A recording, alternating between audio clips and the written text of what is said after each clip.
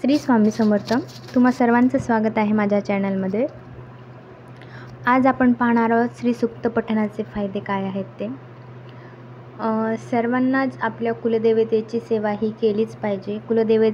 कुलदेवतेचं एकदा वर्षातून एकदा दर्शन हे घेतलं गेलंच पाहिजे. कारण की आपल्या घरावरती जे संकट वगैरे येत असतात त्या कुलदेवतेच्या दर्शनाने वगैरे ते कमी होत असतात आपल्या येणारे संकट. तर आज आपण बघणार आहोत सुख समृद्धी सफलता भरभराट मिळवण्यासाठी श्री सूक्ताचे आपण पठण केलं पाहिजे.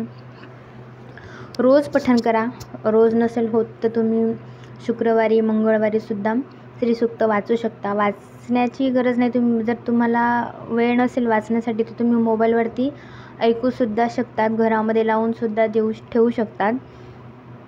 तर अशा प्रकारे श्री सूक्तचे पठण करा आणि घरात भरभराट सुख समृद्धी मिळवा. तर आपण आता बघू की श्री सूक्त म्हणजे काय.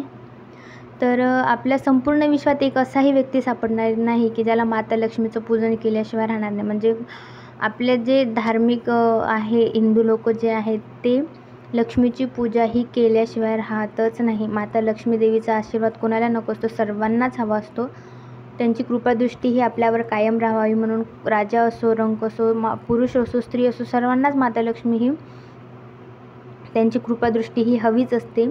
तर त्यामुळे सगळेच जण माता लक्ष्मीची ही पूजा करतच असतात. तसेच आपल्या हिंदू संस्कृतीमध्ये माता लक्ष्मीला प्रसन्न करण्यासाठी काही स्तोत्र पूर्वजांनी आपल्यासाठी लिहून ठेवलेले आहेत. त्यापैकी एक श्री सूक्त हे आहे. तर श्री सूक्ताचं पठण हे सर्वांनी नक्की केलं पाहिजे. आता श्री सूक्ताचं पठण हे का करावं, कशासाठी करावं, कोणी करावं हे सर्व मी आता तुम्हाला थोडक्यामध्ये सांगते. श्री सूक्त पठण हे कोणीही करू शकतो. स्त्री असो पुरुष असो. त्याच्यात काही भेदभाव नाही की यांनीच वाचलं पाहिजे त्यानेच वाचलं पाहिजे असं काही नाही आहे.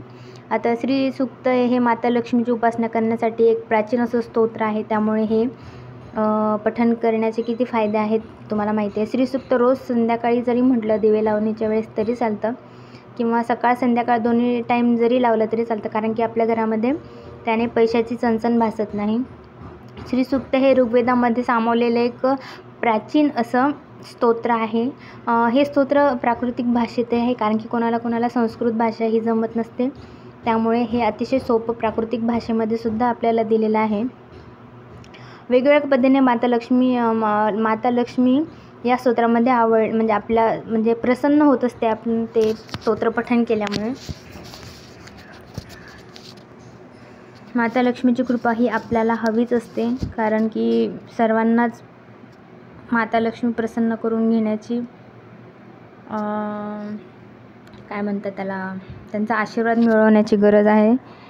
तर तुम्हाला माझा व्हिडिओ कसा वाटला कमेंट करा, शेअर करा आणि सबस्क्राईब करा. तर चला पुन्हा अशाच नवीन एका व्हिडिओमध्ये आपण भेटूया. श्री स्वामी समर्थ.